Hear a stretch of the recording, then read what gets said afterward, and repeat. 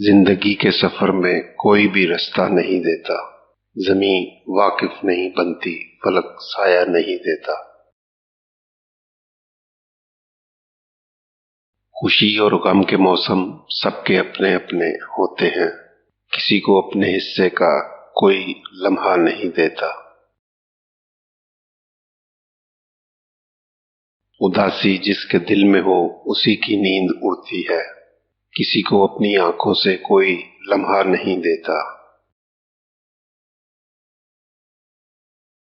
ज़ौफ़ से जो भी गिर जाए उसे खुद ही उठना पड़ता है।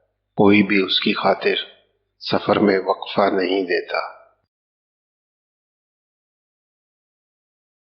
उठाना खुद ही पड़ता है थका टूटा बदन अपना, कि जब तक सांस चलती है कोई कांधा नहीं देता। जिंदगी के सफर में कोई भी रास्ता नहीं देता। कभी अपनी हंसी पर भी आता है गुस्सा, कभी अपनी हंसी पर भी आता है गुस्सा। कभी सारे जहां को हंसाने को जी चाहता है। कभी रोता नहीं दिल किसी भी कीमत पर, कभी यूं ही आंसू बहाने को जी चाहता है।